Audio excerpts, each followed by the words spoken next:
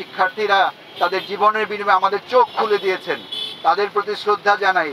আমি ট্যাক্স দেই, আমি একজন ট্যাক্স পেয়ার, আমি কারো কাছে ভিক্ষা চাচ্ছি না। এই দেশে আমার অধিকার আমি চাই।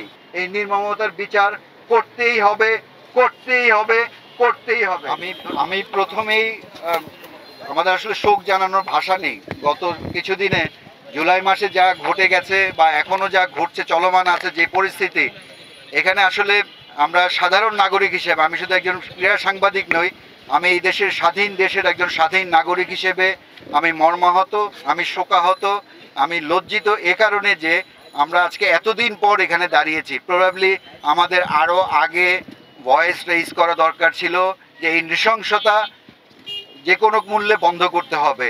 যারা সংশ্লিষ্ট দায়িত্বে আছেন তারা সেটি করেননি। যে ঘটনাগুলো ঘটে গেছে এর দায়, এর রেশ আমাদের কত জীবন বহন করতে হবে আমি ঠিক নিশ্চিত নই।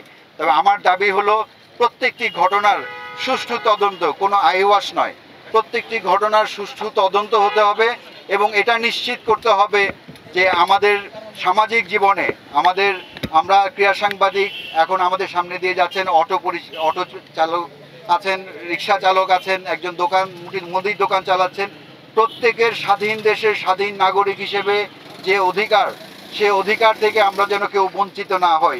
এই দেশ আমার, এই দেশ কারো একার নয়।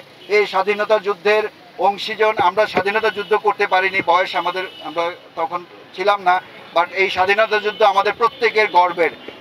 এটা কারো পেটেন্ট করা প্রপার্টি নয়। আমার মনে হয় এখন উপলব্ধি করার সময় এসছে, যথাযথ কর্তৃপক্ষ সেটা উপলব্ধি করবেন এবং আমাদেরকে কোয়ান্টিটি না, আমি কোয়ান্টিটি চাই না, আমরা কোয়ালিটি লাইফ চাই। যে জীবনটা হবে, আমি আমার বাসা থেকে অফিসে যাব নিরাপদে, আমার সন্তান স্কুলে যাবে, আমার বৃদ্ধ বাবা মা তারা সুচিকিৎসা পাবে, আমি সেই সমাজ ব্যবস্থা চাই। আমি ট্যাক্স দেই, আমি একজন ট্যাক্স পেয়ার, আমি কারো কাছে ভিক্ষা চাচ্ছি না। এই দেশে আমার অধিকার আমি চাই এবং আজকে যে শিক্ষার্থীরা তাদের জীবনের বিনিময়ে আমাদের চোখ খুলে দিয়েছেন, তাদের প্রতি শ্রদ্ধা জানাই। আমার মতো মধ্যবয়স্ক যারা, তাদের চোখ খুলে দিয়েছেন, আমাদেরকে বলার সুযোগ দিয়েছেন, আমাদেরকে নতুন করে উপলব্ধি দিয়েছেন যে না, এই দেশ আমার, এই দেশের আমার সমান অধিকার আছে। রাষ্ট্রের প্রথম ব্যক্তি থেকে শুরু করে 16 কোটি জনতার সর্বপ্রান্তিক যে জনগোষ্ঠী, প্রত্যেকের এই দেশের সমান অধিকার আছে।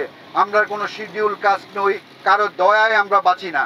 আমরা আমাদের অধিকার নিয়ে গর্বের সঙ্গে বাঁচতে চাই। এবং সবশেষে আবার এই দুঃখজনক মর্মান্তিক ঘটনায় এই নৃশংসতা আমরা আমাদের জীবনে দেখিনি। আমরা মুক্তিযুদ্ধ দেখার সুযোগ হয়নি, আমরা এমন নির্মমতা দেখিনি। এই নির্মমতার বিচার করতেই হবে, করতেই হবে, করতেই হবে। ধন্যবাদ।